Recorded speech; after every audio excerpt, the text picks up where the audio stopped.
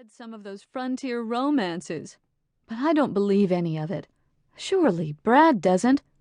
Oh, no, not the romances. Thea sounded shocked, then both of them laughed. But he has read some of the written accounts about the real journey and about California. And he's interested in hearing the speaker tonight because he's actually made the trip twice. They went inside. The house felt cool after the warmth of the afternoon and the exertion of rambling among the berry bushes. But what's that got to do with Brad wanting to go to church tonight? Penny tossed her straw hat down and went over to the small mirror hung above the kitchen sink. She twisted her waist-length auburn braid into a knot on top of her head and secured it with a couple of hairpins she took from the pocket of her pinafore. Brad's not exactly what you'd call a pillar of the church. She halted suddenly, then whirled around to face Thea. That is, unless... She paused, then demanded, unless... He's not... Brad's not seriously thinking about going west, is he? Thea's large eyes widened as she nodded solemnly and answered, Yes, I truly believe he is. Penny frowned.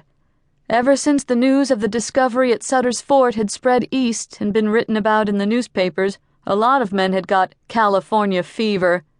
Even in the small rural community of Dunwoody, Missouri, several men had left wives and families to go in search of gold. With a sinking heart, Penny knew it was exactly the kind of thing that would spark her brother's impulsive nature. All those tall tales of instant riches would be just the thing to catch his imagination. Warily, Penny asked, You don't mean Brad's thinking of prospecting, do you?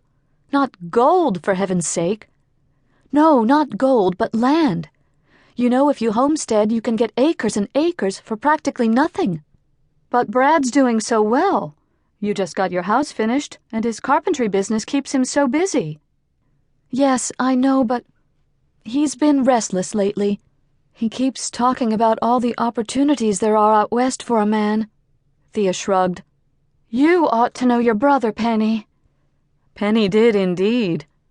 From the time he was a little boy, Brad had a reckless streak and was easily bored. He was always looking for some new excitement. After their parents' deaths and they'd come to live with Grams, Penny often used to wonder out loud if he was going to live long enough for Grams to raise him.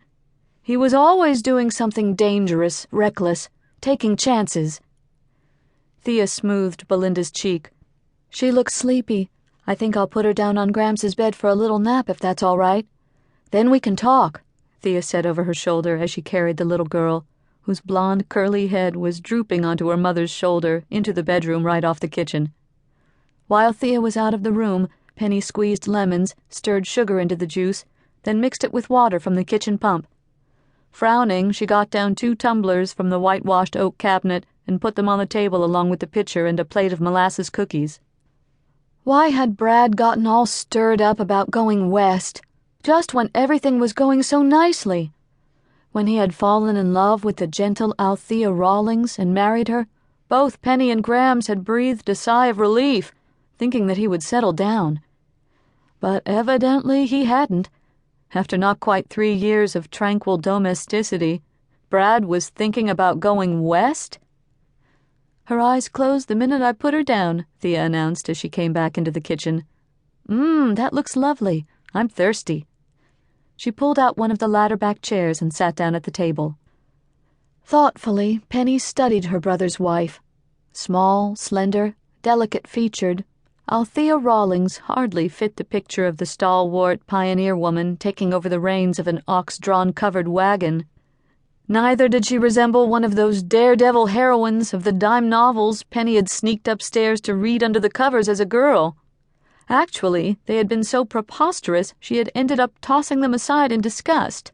She was sure the reality of the West was different from what either the novelists or the recruiters for wagon trains had written about it.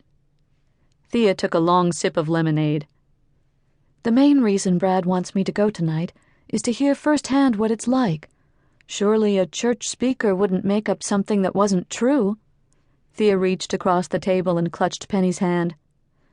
That's why I want you and Grams to go and hear what this Brother Carmichael has to say. I'd like your opinion, you and Grams.